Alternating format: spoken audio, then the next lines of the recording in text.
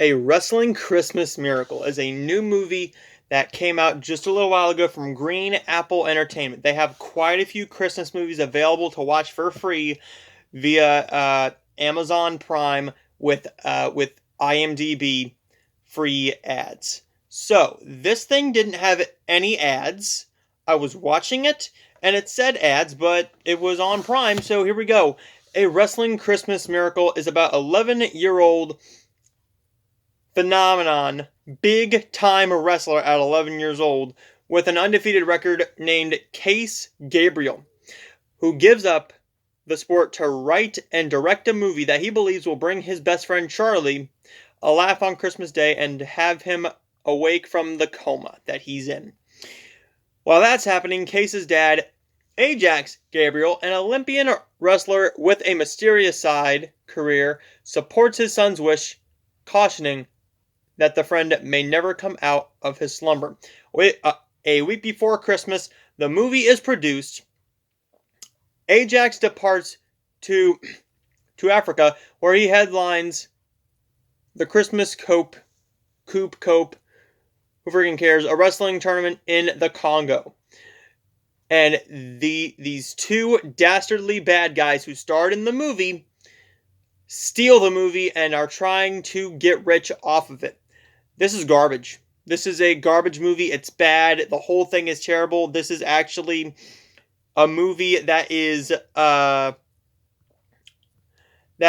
has the same feels as a movie that came out last year apparently called A Karate Christmas Miracle, which has it has a lot of the same cast. Is it directed by Julie Kimmel this time? No, it is Chris T. Anthony. What has Chris T. Anthony done? Let's look at his filmography. Okay, here we go. Let's go to director. He did a short. He was a composer for just this movie. He was a cinematographer for Glow, a 2019 short.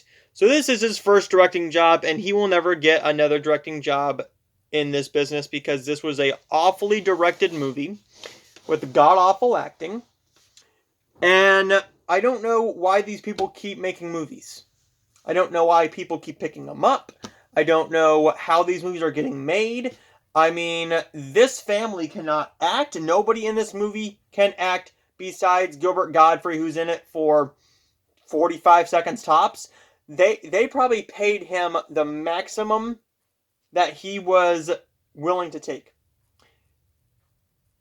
He probably made a few hundred off of this movie alone for being in it for 45 seconds. That's not that bad, but this movie is awful. It's poorly acted, poorly written. It's just everything about this movie is poor. It doesn't have a whole lot to do with Christmas either. The only Christmas in it is he wants his best friend Charlie, who can't act worth a damn, to wake up from his coma. This could have been a very well done family movie, and it's only an hour and 9 minutes. An hour and 9 minutes without end credits, and it was awful.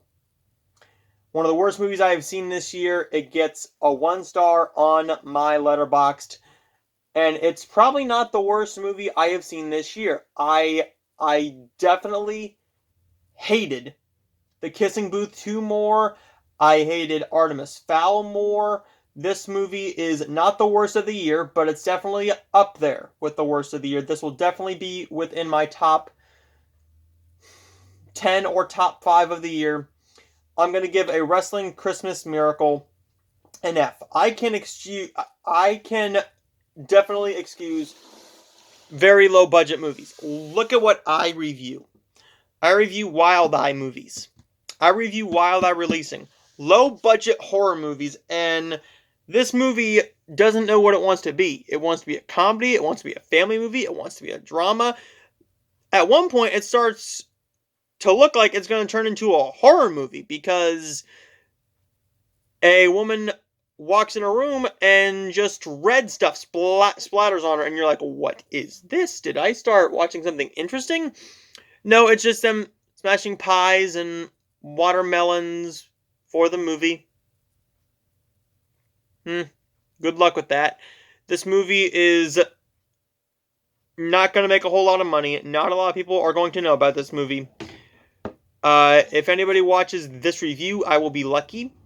The way I found out about this movie is because I am subscribed to Stoned Gremlin Productions on YouTube. He is the cinema snob. Brad Jones is the cinema snob. I watched his episode of A Wrestling Christmas Miracle after I watched the movie myself, and we both agree it's awful. He actually saw A Karate Christmas Miracle, which God bless him for it, because I know I couldn't have sat through that.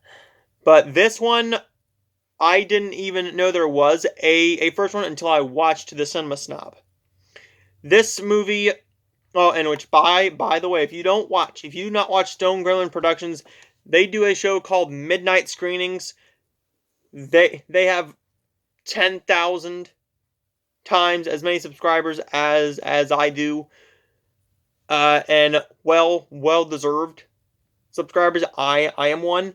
They do midnight screenings where new movies come out and they will go and see them in theaters or rent them. This past week was Faith, Girl, and Vanguard. I actually reviewed Girl and Vanguard early, and I have reviews up for those on my channel. So there you go, guys. Stay tuned for more reviews very, very soon. The next reviews on this channel will be for A Christmas Carol and Holiday Inn, as well as A Christmas Tree Grows in Colorado, and Good Morning Christmas from the Hallmark Channel. I still have Christmas by Starlight and 5 Star Christmas to watch, as well as all of these movies to watch, and a stack of 2020 stuff and a stack of Christmas stuff, as well as some new releases coming my way very, very soon. And you're going to be getting some more early reviews very, very soon. And I will see you guys next time. Again, don't see A Wrestling Christmas Miracle. It gets an F.